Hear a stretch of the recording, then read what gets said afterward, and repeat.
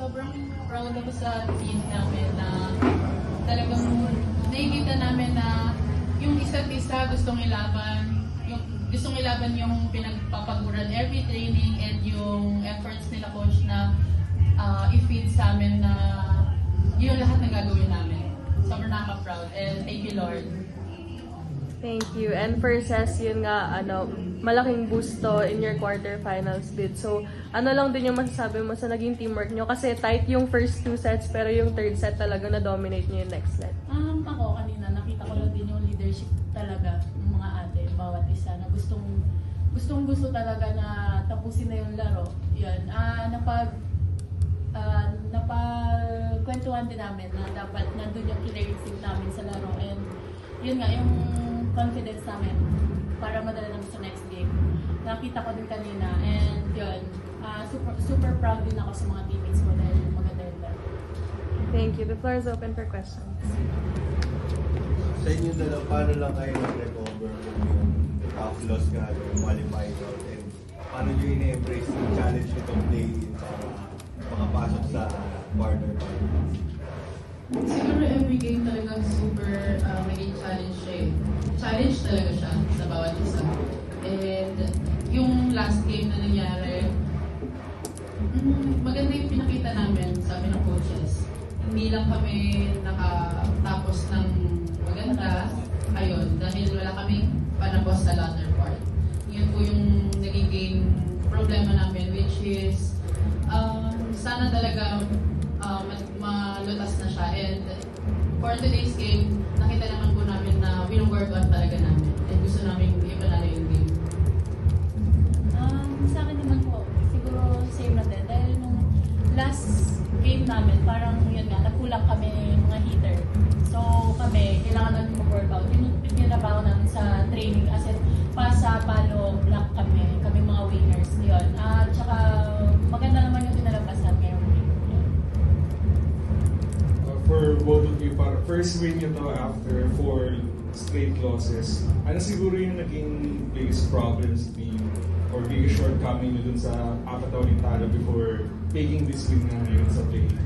Siguro sa akin naman, napag-usapan na rin namin to. Kasi pag natalo kami, parang bumababa nga yung confidence namin. Yun yung wino-work namin. Everyday sa training.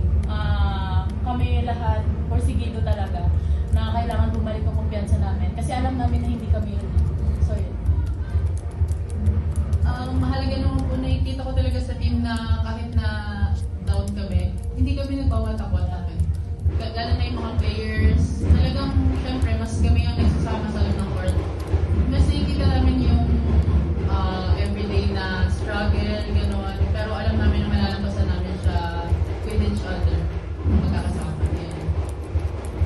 For the players din, siguro yun ang mag-format ngayon. I guess gano'n lang na-important or kalaking bagay yung ganito na pwede pa kayo makabawi kahit na medyo play na. Sa akin, wala na kami dapat, wala nang doubt. Kasi ito na yun eh. Ito na yun. Kaya, kailangan lang namin gawin yung trabaho namin para makuha namin yung goal namin.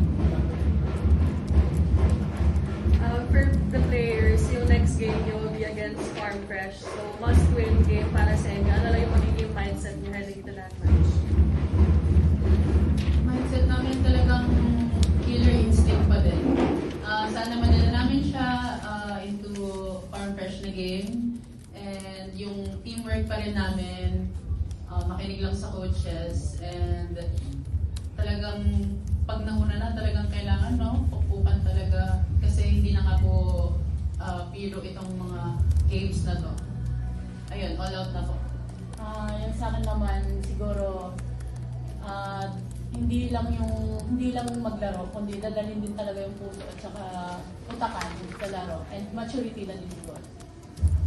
To the both of you, ayun nga, galing sa 4 straight losses, knowing how important, how crucial this playing tournament nga para magpatuloy pa kayo, paano binawi siguro or yun nga yung kumpiyansa and try to stay up para patuloy na lumaban this playing tournament? Yun nga, sabi ko, gawin lang namin yung trabaho namin.